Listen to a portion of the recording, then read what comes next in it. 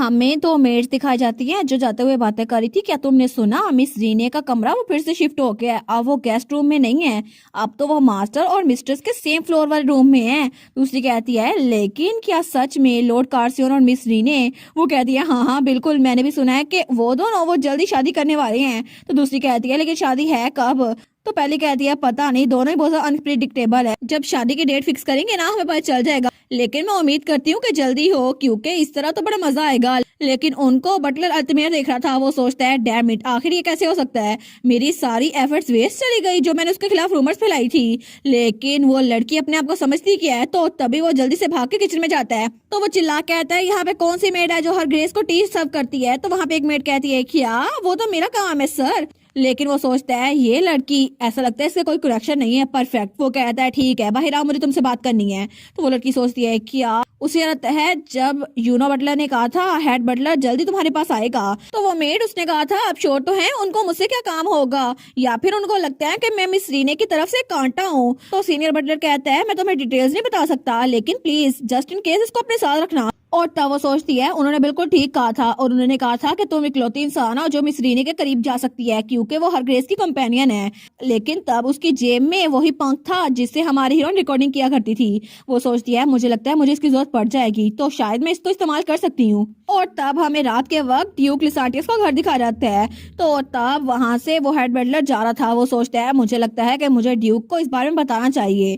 वो कहता है योर ग्रेस मैं अल्तमेयर हूँ, मुझे आपसे बात करनी है। तो ड्यूक वो पेन से कोई काम कर रहा था और उसके हाथ में वही पेन था जिससे हमारी हीरो रिकॉर्डिंग किया करती थी। तो ड्यूक कहता है अच्छा मुझे बताओ क्या काम है। वो कहता है असल में मैं आजकल मीनार में जो हो रहा है ना उसकी वजह से बहुत ज्यादा परेशान हूँ। आपको पता है ना कि मैं हाउस लिसांटियस का सबसे ज्यादा पुराना एम्प्लॉय हूँ, और वैसे भी मैं आपको श्योर कर सकता हूँ कि मुझे आपकी फैमिली की बहुत ज्यादा फिक्र है, और इसीलिए मैं आपको कुछ बताना चाहता हूँ। तो वो सोचता है अभी तक तो वो मेड उसके कमरे में चाय ले भी गई होगी जिसके अंदर लुंटिक वीड है, तो अभी तक तो वो काम कर गया होगा, और 3 दिनों में उसके साइड इफेक्ट देखने को मिलेंगे और वो लड़की तो पागल हो जाएगी, और तब मेरी बात ड्यूक को सही लगेगी। और वो तो दिल में स्माइल करता है। वो सोचता है मे बी ड्यूक को मेरी हर एक बात अच्छी लगे और फिर क्या पता वो मुझे और जरा प्रमोशन दे दें। ये तो परफेक्ट प्लान है ना, ड्यूक को पता चलेगा कि मैं उनके लिए कंसर्न हो रहा हूँ। लेकिन तब वो कहता है मुझे लगता है कि आपको मेरी बात किसी ओल्ड मैन की तरह लगेगी। लेकिन तभी वहां से रिकॉर्डिंग प्ले होती है। तुम क्या बात कर रहे हो, क्या सच में इसके बारे में किसी और को पता चल गया? तो फिर तो वो कहता है आखिर तुम्हारी हिम्मत कैसे हुई कि तुम मुझे इनकार करो। तो वो मेड कहती है लेकिन ये किस तरह का प्लान है। वो कहता तुम्हें जाने की जरूरत नहीं है। तो वो मेड कहती है लेकिन सर मेरे पास जाने की कोई जगह नहीं है, अगर मुझे यहाँ से निकाल दिया गया तो हेड बटलर कहता है बकवास करना बंद करो, तुम मेरी बात मानो, तुम्हें पता है ना यहाँ पर हर काम मेरी मर्जी से होता है। तो वो मेड कहती है जी सर जैसा आप कहेंगे मैं वैसा ही करूंगी, लेकिन ये टी थोड़ा सा डिफरेंट है, अगर उन्होंने नोटिस कर लिया तो, लेकिन कम से कम मुझे प्लांट का नाम तो बता देना ताकि मैं इसकी सेंट को बदल सकूं। वो कहता है अच्छा तुम इसको कह रही हो लेकिन इसका नाम ल्यूनेटिक वीड है। तो वो कहती है तो पॉइजनस होगी ना। तो वो बटलर कहता है बस बकवास करना बंद करो और जैसा मैं तुम्हें कह रहा हूँ ना वैसा करो, 3 दिनों में इसके साइड इफेक्ट शुरू हो जाएंगे और तब तक के लिए मैं तुम्हें प्रमोशन दिला दूंगा। तुम्हें पता है ना इस घर को मैं चलाता हूँ। तो ये सारी की सारी बातें ड्यूक के हाथ में जो पंख था ना वहां से चल रही थी। तो तब वो बटलर तो बहुत डर गया था। वो कहता है और ग्रेस ये सिर्फ मिसअंडरस्टैंडिंग है, प्लीज ये उसको हमने का किया था है। लेकिन तभी ड्यूक उसका ओरा इर्द गिर्द फैल रहा था। वो कहता है अच्छा तो तुम कह रहे हो कि ये सब कुछ रीने ने किया है। वो कहता है जी जी उन्होंने एक कूलिंग क्रीम को डिस्ट्रीब्यूट किया था जिसके बहुत सीरियस साइड इफेक्ट थे, लेकिन योर ग्रेस प्लीज मेरी बात तो सुने। लेकिन ड्यूक वो उसकी कोई बात नहीं सुनता और फिर डायरेक्टली हमें अगली सुबह का सीन दिखा जाता है और तभी वहां पर सारे सर्वेंट्स वो इकट्ठे थे। वो कहते हैं कितना अजीब है ना, आज हम मिस्टर अल्तमेर को नहीं देख रहे। दूसरा कहता है हाँ हाँ सच में पहली बार उन्होंने हमें डांटा नहीं और यहाँ पर नहीं आए। तो तभी वहां पर हेड बटलर यूनो था। वो कहता है अटेंशन एवरीवन।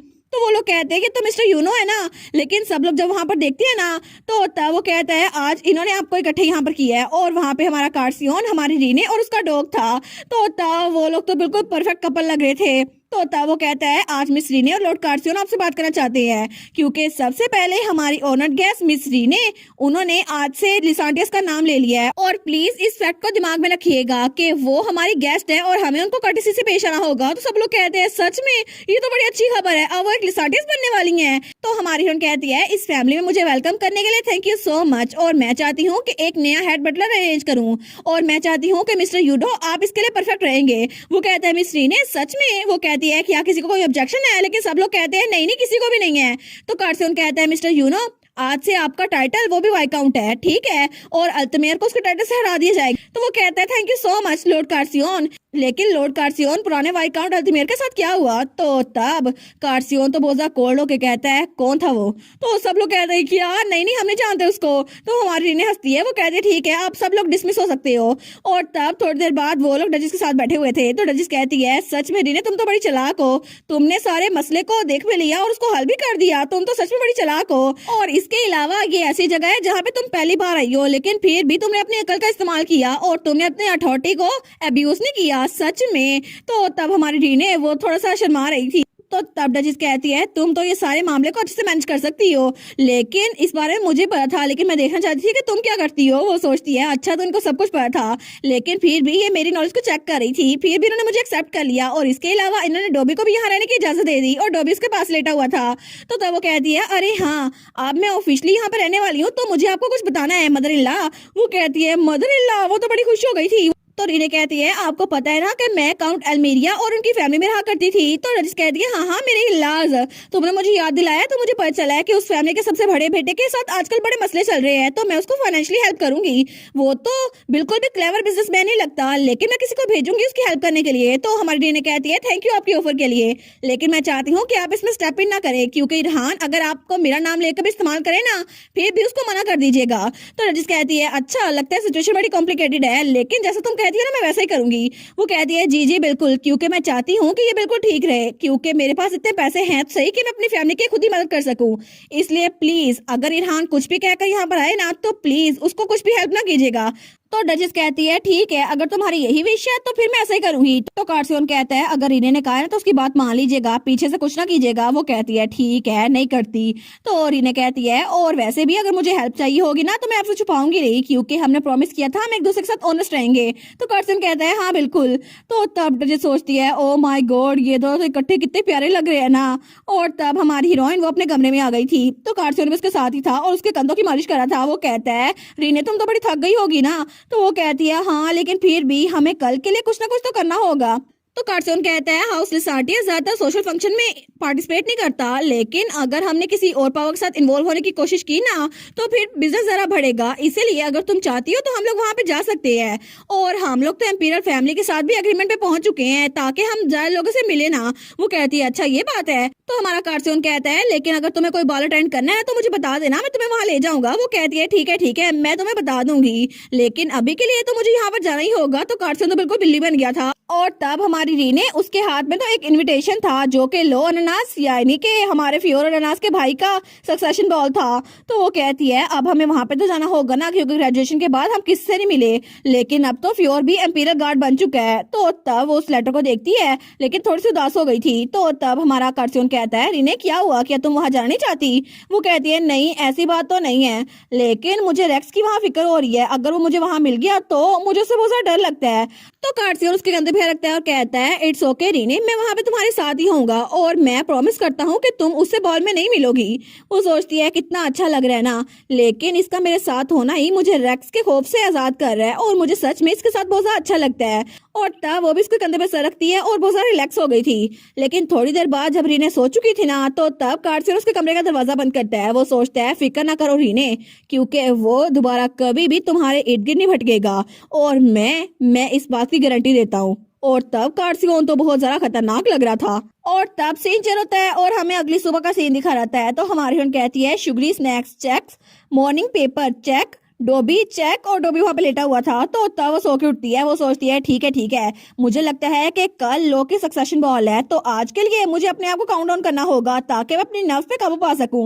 और तब वो डोबी के साथ थोड़ा सा खेलती है, लेकिन तब वो सोचती है मैं ज्यादा मीठा खाना पसंद तो नहीं करती, लेकिन आजकल तो मुझे कुछ ज्यादा क्रेविंग हो रही है क्योंकि मेरे पीरियड्स चल रहे हैं ना शायद इसीलिए। तो तब वो कहती है अरे हाँ डोबी। तो डोबी कहता है क्या? वो सोचती है मेरे पास हॉट वाटर बोतल भी तो है ना, इसकी वजह से पेट दर्द नहीं होगा, और ये तो मुझे जे ने गिफ्ट दिया था और इसको मैं पेट के साथ बांध सकती हूँ। तो जैसे वो पेट के साथ बांधती है ना वो कहती है कि तो परफेक्ट है, अब मुझे बिल्कुल भी पेन महसूस नहीं हो रही। लेकिन तभी दरवाजे पे दस्तक होती है। तो तब वहां से आवाज आती है, मिस रीने ये मैं हूँ मिस्टर यूनो, क्या मैं आपके कमरे में आ सकता हूँ? वो कहती है हाँ हाँ अंदर आ जाओ, लेकिन डोबी उसको देखकर घुराने लगता है। वो कहती है डोबी ऐसे किसी को देख के घुराना शुरू ना कर दिया करो। तो तब वहां पर आता है, वो कहता है गुड मॉर्निंग, मैं आपके लिए पानी लेकर आया हूँ और आपकी मेट्स अभी आती होंगी आपके लिए कल का ड्रेस सेलेक्ट करने के लिए। वो कहती है अच्छा, लेकिन तब वहां पर चीज सेट करा था। तो हमारी रीने वो खुद से बातें करते हुए कहती है मुझे नहीं लगता कि इस टमी के साथ मैं ये ड्रेस पहन सकती हूँ, तो मुझे लगता है कोर्ट सेट के बगैर वाला ड्रेस मुझे चूज करना होगा। तो तब बटलर अपना कान भड़ा करके उसकी बातें सुन रहा था, लेकिन हमारी रीने वो कहती है मैं इसको रिमूव तो नहीं कर सकती, तो मुझे कोई कंफर्टेबल से ड्रेस पहनना होगा। तो बटलर वो सोचता है क्या उसने तो कुछ गलत ही समझ लिया था। लेकिन थोड़ी देर बाद कारसेर उसके कमरे में आया था और डोबी के सामने बैठा हुआ था, तो डोबी तो उसे डर रहा था। तो हमारी हीरोइन सोचती है लगता है डोबी को पता है कि कारसेर ज्यादा ताकतवर है, शायद इसी वजह से वो उसकी तरफ देखकर घुराता नहीं है और शायद ये ठीक रहेगा। तो तब वो कुकीज खा रही थी और साथ ही न्यूज़पेपर पढ़ रही थी। वो सोचती है अब सैंथस एम्पायर में आजकल तो पेंडेमिक चल रहा है और ये तो फ्रंट लाइन में खबर छपी हुई है, लेकिन ये आर्टिकल तो बहुत अजीब लग रहे हैं और ये बीमारी तो रुक ही नहीं रही। वो सोचती है यही सेम बीमारी यही सिम्टम्स ये तो मेरे पेरेंट्स को भी हुए थे ना, लेकिन मेरे पेरेंट्स की डिसीज वो इन्फेक्शियस नहीं थी, वो तो डिफरेंट थी ना। और रैग्नेर तो बड़ा एम्पायर है, तो मुझे लगता है उनको कोई ना कोई सोल्यूशन मिल ही जाएगा। लेकिन वो सोचती है कुन तो एक प्रिंस है ना, आई हो वो ठीक हो और मैं उसके बारे में फिक्रमंद नहीं हो रही, लेकिन हम लोग तो क्रॉस फेलो थे ना। तो तभी कार्सन उसके पास आता है, वो कहता है रीने तुम मेरे अलावा किसी और के बारे में तो नहीं सोच रही, और वो तो बड़ा क्यूट सा लग रहा था। तो रीने कहती है नहीं नहीं मैं तो बस पेपर पढ़ रही थी। वो सोचती है मैंने बस एक सेकंड के लिए सोचा और इसको पता भी चल गया, क्या सच में इसको पता चल गया? मैं तो गिल्टी फील कर रही हूँ। लेकिन तब वो सोचती है फिर भी कार्सियोन इस वक्त वो तो मेरे लिए दोस्त से भी ज्यादा है, तो शायद इसीलिए मुझे ऐसा फील हो रहा है। वो कहती है बाय द वे कार्सियोन वो कैसे चल रहा है? तो कार्सियोन कहता है क्या कैसे चल रहा है? वो कहती है तुम्हारी ट्रेनिंग कि तुम सूथिंग मैजिक के बगैर रह सकते हो या फिर नहीं। वो कहता है अच्छा वो, तो हमारी कहती है तुम कर रहे हो या फिर नहीं। तो तब वो खड़ी हो जाती है, वो कहती है आखिर तुम सूथिंग मैजिक इतना क्यों यूज करते हो? अगर माना ओवरलोड हो गया ना तुम्हारी तबीयत खराब हो जाएगी। वो कहता है नहीं नहीं रीने क्या मुझे तैयार होने का मौका तो नहीं दोगी? तो रीने कहती है नहीं अभी की अभी मेरी आंखों में आंखें डालो और तुम माना यूज नहीं करोगे।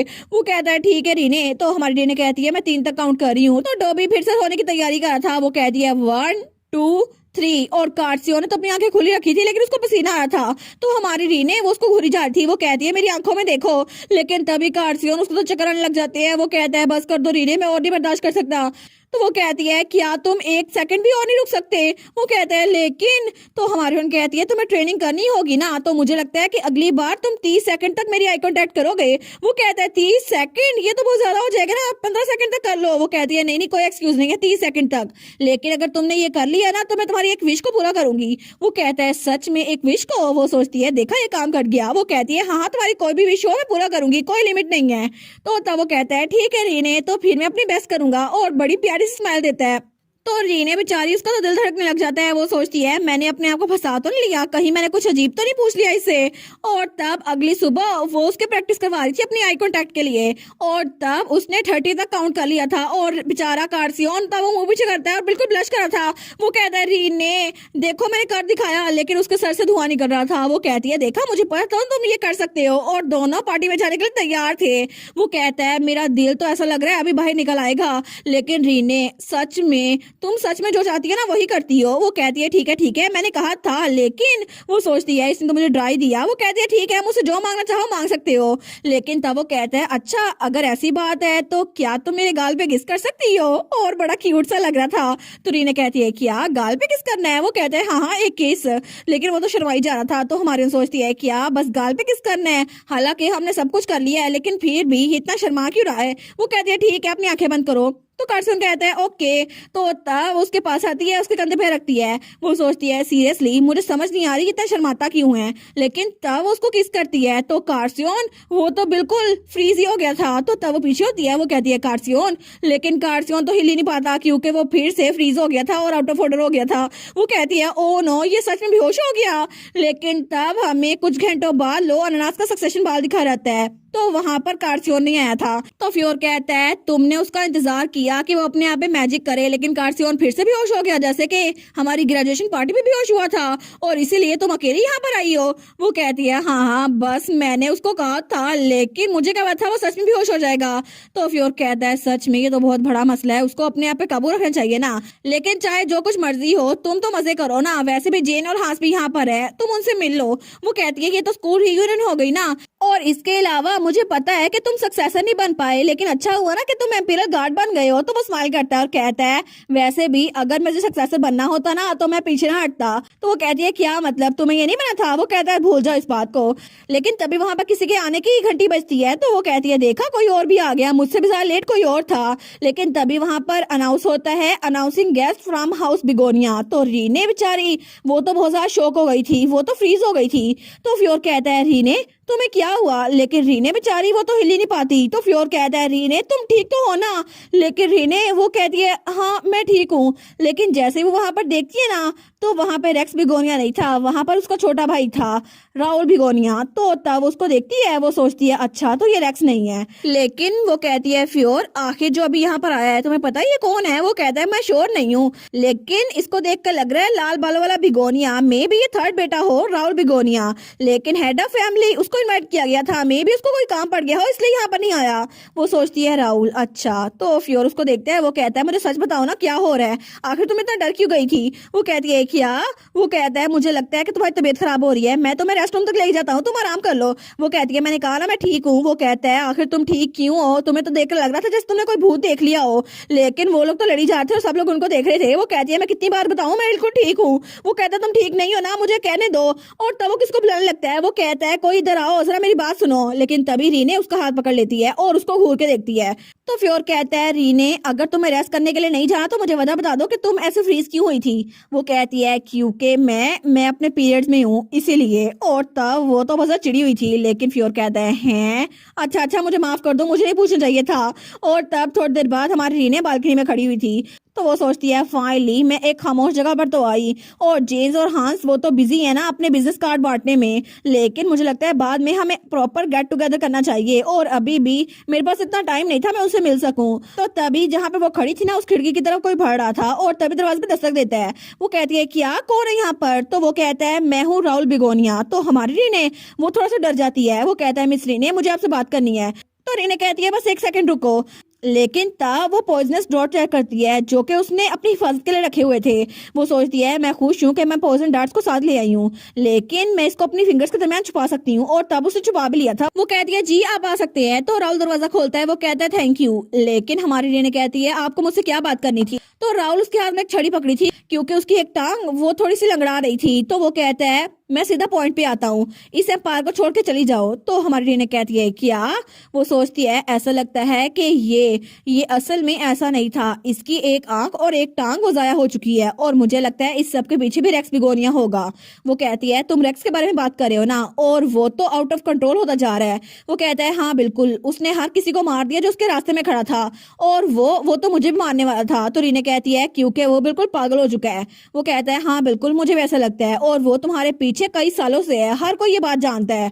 और इसके अलावा वो एक ऐसा इंसान है जो वायलेंस इस्तेमाल करने से कभी नहीं रुकता, और वो किसी को भी मार देगा। और जब मैंने उससे कहा कि प्लीज मुझे छोड़ दो तो उसने मुझ पे हमला किया और मेरी एक आंख वो जाया कर दी, उसने मेरी बाकी पूरी फैमिली को मार दिया। लेकिन तब उसने हंसते हुए कहा सच में तुम तो तलवार के साथ अच्छे हो ना, तो मैं तुम्हें बचा सकता हूँ, लेकिन मुझे ये बताओ कि क्या तुम्हारा बाजू काटूं या तुम्हारी एक टांग?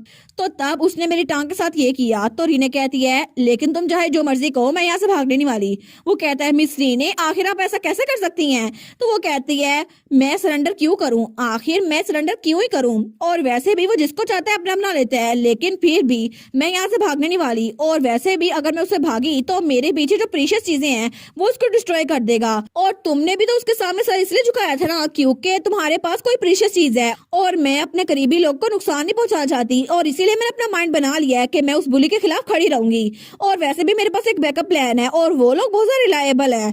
तो राहुल कहता है अच्छा तुम तो मुझसे बिल्कुल डिफरेंट हो, लेकिन तुम्हारे बैकअप प्लान जरूर मुझे लगता है हाउस सिसाइटियस होगा, और इसी वजह से रेक्स बिगोनिया यहाँ पर नहीं आ सका और इसकी जगह मैं आया हूँ। तो वो कहती है क्या तुम यहाँ पर आए हो रेक्स की जगह पर? वो सोचती है अच्छा तो कार्सियोन ने मुझे बताए बगैर ये सब कुछ किया है, कार्सियोन सच में वो मेरी हेल्प करा था। लेकिन राहुल कहता है ये बिल्कुल भी इजी नहीं होगा, रेक्स हर किसी को डिस्ट्रॉय कर देगा, उसने तो अपनी फैमिली को भी डिस्ट्रॉय कर दिया, उसे जो चाहिए वो पा के रहता है।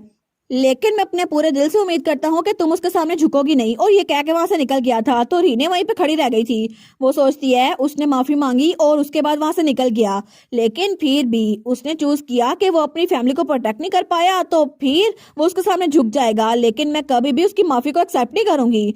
और वैसे भी ये सब कुछ तभी बुरा होता है जब रेक्स इस सब में इन्वॉल्व होता है, और चाहे सिचुएशन कैसी मर्जी हो मेरा मूड खराब हो गया है। और तभी वहां पर फ्योर आता है। वो कहता है रीने मैंने तुम्हें देख लिया लेकिन तुम्हारी कैरेज आ चुकी है, मैंने तुम्हें कहा है ना घर चली जाओ। वो कहती है फ्योर, वो कहता है और वैसे भी अभी भी तुम्हारी तबीयत खराब लग रही है, क्या सच में तुम ठीक तो हो ना। वो कहती है मैंने तुम्हें बताया था। वो कहता है अच्छा ठीक है वापस कार्सियोन के पास जाओ और उसे कहो तुम्हारे ऊपर स्पा मैजिक यूज करे। वो कहती है अच्छा आइडिया है। और उसके बाद रीने अपनी बग्गी के पास आ गई थी। वो कहता है रीने, तो रीने कहती है हाँ क्या हुआ। तो रीने अपनी बग्गी में बैठी हुई थी। वो कहता है क्या सच में तुम कार्सियोन के साथ खुश तो हो ना। तो रीने उसकी तरफ देखती है और स्माइल करती है। वो कहती है ऑफ कोर्स मैं कार्सियोन के साथ बहुत ज्यादा खुश हूँ। तो फ्योर बेचारा वो फीकी से स्माइल देता है क्योंकि वो भी रीने को बहुत ज्यादा पसंद करता था। तो तब रीने की बग्गी वहां चली गई थी, तो वो उस बग्गी को वहां जाते हुए देखता है और वो दिल में सोचता है ठीक है रीने, क्योंकि तुम्हारे लिए और अपने दोस्त के लिए मैं अपनी फीलिंग्स को कम से कम अपने पास तो रख ही सकता हूँ ना। और तब हमें अगली सुबह अल्मीरिया मेनार दिखा रहता है उसकी आंटी का घर। तो तब वहां पर बहुत सारे लेटर्स थे। वो कहती है अच्छा ड्यूक बिगोनिया की तरफ से एक और लेटर आया है, लेकिन उन्होंने तो बहुत सारे लेटर्स लिखे हैं कि वो रीने में इंटरेस्टेड हैं, लेकिन फिर भी उनकी रेपुटेशन तो अच्छी है, लेकिन आजकल उनके बारे में जो रूमर्स सुनने को मिल रही है ना वो बिल्कुल भी अच्छी नहीं है। इसीलिए मुझे लगता कि रीने उनके साथ खुश रहेगी, और इसीलिए मैंने उनको नो भी इतनी बार बोला है। लेकिन तब वो सोचती है सच में मुझे तो उसके बारे में फिक्र हो रही है, आखिर रीने क्या करती फिर रही है, इतने दिनों से वो घर ही नहीं आई। और उसकी फर्स्ट जो वो भी हाउस लिसेंटियस में है जो कि बहुत ज्यादा बदनाम है। लेकिन मैंने तो सुना था कि ड्यूक और उनका बेटा तो बहुत ज्यादा खतरनाक है, क्या पता वो रीने को बहुत ज्यादा काम देते हो या उसको तंग करते हो। और रीने वो तो मुझे बता भी नहीं पाती होगी ना, लेकिन अगर चीजें ऐसी हो गई ना तो इसके लिए मुझे सबसे पहले रीने के लिए कोई लड़का ढूंढना होगा। तो तब वो कहती है डिया जल्दी से पूरी लिस्ट बनाओ जिसमें एलिजिबल बैचलर हो जो कि रीने की उम्र के हो। और वो तो 0 से 100 तक चली गई थी, लेकिन उसका हस्बैंड तो वो लिस्ट लेकर भी आया था क्योंकि उसने पहले बना के रखी हुई थी। और तब वो दोनों उस लिस्ट को देखते हैं, लेकिन तभी उसकी आंटी की नजर एक लड़के पे पड़ती है। वो कहती है मुझे लगता है ये उसके लिए बेस्ट रहेगा, क्योंकि रीने मुझे लगता है कि रीने इसके साथ बहुत ज्यादा कंफर्टेबल रहेगी। और तब थोड़ी देर बाद उसने लेटर में रीने को ये लिख भी भेजा था कि उसने ब्लाइंड डेट सेट भी कर दिया है। लेकिन रीने वो कहती है आंटी आखिर अचानक से आप मुझे किसी के साथ क्यों मिलवाना चाहती हैं। वो सोचती है शायद मैंने उनको आजकल कोई अपडेट नहीं दी ना, इसी वजह से वो मेरे लिए फिक्रमंद हो रही होंगी। लेकिन उनको पता भी तो नहीं है ना कि मैं कार्सियोन के साथ हूँ, शायद मुझे उन्हें कार्सियोन के साथ अपने रिलेशनशिप को एक्सप्लेन करना चाहिए। लेकिन मैं स्टार्ट कहाँ से करूंगी कि मैं उनको ये बताऊं मैं यहाँ पे काम करने के लिए क्यों आई थी। लेकिन अगर मैंने उनको ये सब कुछ बता दिया तो क्या उनको फिक्र नहीं होगी। लेकिन तभी वो कहती है एक मिनट, आखिर कार्सियोन और मेरा रिलेशनशिप है क्या। तो तब वहां पर रुक जाती है। वो सोचती है हम लोग तो दोस्त नहीं है, लेकिन इस बात की तो मुझे गारंटी है, तो फिर हम लोग है क्या। क्योंकि नॉर्मली लवर्स वो तो फ्रेंड्स के तौर पर स्टार्ट होते हैं ना, और कन्फेस करते हैं और प्रपोजल देते हैं, और वो लोग तो ऑफिशियली लवर्स बन जाते हैं, फिर वो लोग डेट पे जाते हैं और फिर उनकी शादी हो जाती है। लेकिन हमारे मामले में तो कभी किसी ने ये अनाउंस ही नहीं किया, ना ही कभी कार्सियोन ने मुझे प्रपोज किया और ना ही कुछ और हुआ। लेकिन इसका क्या मतलब है, टेक्निकली मैं उसके साथ ही हूँ, लेकिन अभी तक मैंने कुछ भी एक्सेप्ट नहीं किया, और अभी तक कार्सियोन ने मुझे आई लव यू भी नहीं बोला। और हमारी मैरिज ये तो फॉर ग्रांटेड ली गई है ना। और कार्सियोन के पेरेंट्स वो तो पहले ही मुझे डॉटर इन लॉ कहते हैं, लेकिन इसका ये मतलब तो नहीं कि हम लोग पहले से शादीशुदा है। और इसका मतलब है कि मैं बेकार में ये सब कुछ सोच रही थी। लेकिन तभी वो बहुत ज्यादा शौक हो गई थी। वो सोचती है आखिर मैं कार्सियोन को अपनी फैमिली के साथ कैसे इंट्रोड्यूस करवाऊं, मैंने इसके बारे में पहले क्यों नहीं सोचा। कार्सियोन क्या उसको ये सारी चीजें ऐसे ठीक लगती हैं। तो तब वो अपना थोड़ा सा माना यूज करती है और कहती है कार्सियोन यहाँ पर आ जाओ। तो तभी वो कंपेनियन मार्क की वजह से वहां मैजिक होता है और कार्सियोन उसके सामने आ गया था। वो कहता है रीने क्या तुमने मुझे बुलाया। और वो तो बड़ा खुश था कि रीने ने खुद उसको बुलाया मैजिक के जरिए। लेकिन रीने वो सोचती है मैंने पहली बार कंपेनियन मार्क का इस्तेमाल किया है, और इसका मतलब है मैं कभी भी कार्सियोन को मिल सकती हूँ, और जब भी मैं उसका नाम लूंगी वो मेरे पास आ जाएगा। तो तब वो सोचती है हाँ बिल्कुल, क्योंकि मैं कभी भी उसके साथ रह सकती हूँ, मुझे यही चाहिए। तो तब वहाँ टेक लगाते हुए कहती है मैंने तुम्हें बुलाया क्योंकि मुझे तुमसे कोई बात करनी थी कार्सियोन। तो कार्सियोन कहता है मुझे बताओ ना रीने क्या बात है। तो रीने कहती है आखिर हम दोनों हैं क्या। वो कहता है क्या। तो रीने कहती है हम दोनों का रिलेशनशिप क्या है। और पहली बार कार्सियोन का एहसास हुआ था कि उसने अपनी फीलिंग्स के बारे में कभी भी खुल के रीने से बात नहीं की। तो वो कहती है कितना अजीब है ना कि हम लोग दोस्त नहीं है, लेकिन फिर भी हम लोगों ने वो चीजें भी की है जो दोस्त नहीं करते, और अभी तक हम दोनों ने एक दूसरे से इजहार भी नहीं किया कि हम एक दूसरे प्यार करते हैं। वो कहता है रीने वो तो इसलिए ना क्योंकि, और उसको पसीना आ रहा था। लेकिन रीने कहती है मेरी आंट ने मुझे ब्लाइंड डेट के लिए अगले हफ्ते सेट कर दिया है। तो कार्सन कहता है क्या तुम ना कहने वाली हो, है ना, तुम मना कर दोगी उनको। वो कहती है ऑफ कोर्स मैं ऐसा ही करूंगी, लेकिन मैं डायरेक्टली जाकर मना करूंगी क्योंकि ऐसे अच्छा नहीं लगता ना कि मैं उनको ऐसे एक्सप्लेन करूं। वो कहता है क्या रीने तुम उससे मिलने के लिए जाओगी। तो रीने कहती है मैं अपनी आंट को लेटर लिखने वाली हूँ कि मैं वहां पर नहीं जा सकती क्योंकि मेरा एक बॉयफ्रेंड है। और क्या तुम मेरे बॉयफ्रेंड बनोगे कार्सियोन। तो कार्सियोन तो बिल्कुल शौक हो गया था। वो कहता है रीने, वो कहती है तुम्हें देखकर तो मुझे अकेडमी के फर्स्ट वाले दिन याद आ गए जब मैं तुम्हें सताया करती थी, लेकिन इस बार मैं सीरियस हूँ। तो क्या सच में तुम मेरी बात सुनोगे। लेकिन अगर यही बात हुई ना तो मैं इस एक्सक्यूज को यूज करूंगी ताकि तुम्हारे साथ ब्लाइंड डेट पे जा सकूं। तो क्या तुम मेरे साथ बाहर चलोगे कार्सियोन। और मैं सच में चाहती हूँ कि मैं इस रिलेशनशिप को चेंज कर दूं क्योंकि नेचुरली हम एक दूसरे की तरफ अफेक्शनेट हैं, लेकिन बाकियों को ये बात समझाना थोड़ा मुश्किल रहेगा। इसलिए मैं तो बस यही चाहती थी कि मैं तुम्हें प्रपोज कर दूं। तो क्या कार्सियोन तुम मेरे बॉयफ्रेंड बनोगे। तो कार्सियोन तो बहुत ज्यादा शौक था। वो तो आंखों में आंसू लाते हुए कहता है थैंक यू सो मच रीने, मैं तो सच में ये चाहता हूँ, मुझे लगा था तुम मुझ पर गुस्सा होगी। तो रीने कहती है अच्छा रोना बंद करो, मैं तो इस कन्फेशन को मेमोरेबल बनाना चाहती थी। वो कहता है लेकिन रीने मुझे रियलाइज हुआ मैंने कभी भी तुमसे कन्फेस नहीं किया। तो वो कहता है वैसे भी मैंने ये इन्फॉर्मेशन डक करने के बाद अपने रिलेशनशिप को खराब कर ही दिया था और मुझे डर था कि तुम मुझसे नफरत करोगी, इसलिए मैंने कभी भी तुम्हें ये बात नहीं बताई। लेकिन इस वक्त मैं बहुत ज्यादा खुश हूँ और बहुत ज्यादा अच्छा भी महसूस हो रहा है। वो कहती है सच में मैं तुम्हारे घर भी रहने के लिए आ गई और मैंने डिसाइड भी कर लिया मैं एक लिसांटियस बनूंगी। क्या अभी भी तुम्हें डर लग रहा है। और मैंने कहा था मैं कभी भी किसी पे गिव अप नहीं करती और अगर तुम्हारी पूरी लाइफ भी यहाँ पर रही ना तो मैं तुम्हारे साथ ही रहूंगी। वो कहता है हाँ रीने। तो वो कहती है मैं सच में तुम्हारे जैसा फील करती हूँ कार्सियोन, क्योंकि मैं भी तुम्हारे साथ रहना चाहती हूँ। और तुम्हें पता है ना कि मैं इस बारे में इतनी बातें नहीं करती, लेकिन फिर भी तुम्हारे साथ रहना बहुत ज्यादा मजेदार होता है और अच्छा होगा ना अगर हम अपने रिलेशनशिप को कोई नाम दे दे। वैसे भी मैं तुम्हें कोई प्रेशर नहीं डाल रही, लेकिन तुम्हें जो अच्छा लगे ना वही ठीक होगा। तो कार्सन हंसता है। तो तब उसका हाथ पकड़ता है और कहता है ठीक है रीने, मैं तुम्हें ये बात हर एक दिन बताऊंगा कि मैं तुम्हें बहुत ज्यादा प्यार करता हूँ। और तब उसके हैंड पे किस करता है। वो कहता है मेरी प्यारी गर्लफ्रेंड रीने, मैं तुम्हें सच में बहुत बहुत बहुत ज्यादा पसंद करता हूँ। और हमारी रीने ने ये सब कुछ अपने लेटर में अपनी आंटी को लिख के भेज दिया था। वो सोचती है देखा अब मुझे ये सब कुछ छुपाने की जरूरत ही पड़ेगी क्योंकि आंटी को मैंने पहले बता दिया है। लेकिन उस रात हमें उनका घर दिखा रहता है, लेकिन तभी वहां पर कुछ पंछी वो आ रहे थे और तब वो मर के जमीन पे गिरी जा रहे थे। लेकिन वो पंछी उनके हाथ में कुछ लेटर्स थे और वो तो बिल्कुल मॉन्स्टर लग रहे थे। और तभी उन लेटर में से किसी एक पर एक लड़की अपनी हील रखती है और वो थी डचेस। वो कहती है आज रात ये तो पहले जरा बदतर लग रहा है क्योंकि हमने पहले ही मैजिक का यूज किया था ताकि उस रेक्स बिगोनिया के लेटर रीने तक ना पहुंचे, लेकिन उसने अब मॉन्स्टर का इस्तेमाल करना शुरू कर दिया है ताकि उसके लेटर्स रीने तक पहुंच सके। क्या उसको सच में लगता है कि वो रीने तक कैसे पहुंच सकता है। तो तब वो सोचती है रेक्स बिगोनिया ये वही इंसान है ना जिसकी वजह से मेरी प्यारी डॉटर इन लॉ वो इतनी मुश्किल में फंसी थी, लेकिन मेरी प्यारी डॉटर इन लॉ को उसकी वजह से इतने साल ये सब कुछ झेलना पड़ा था।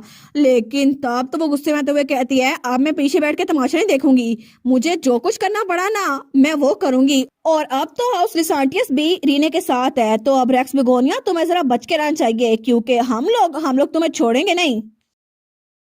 और इसी के साथ ये वाला पार्ट यहीं पर ख़त्म। तो आप लोग बताइएगा आप लोग को ये पार्ट कैसा लगा और वीडियो को लाइक और चैनल को सब्सक्राइब लाजमी कीजिएगा।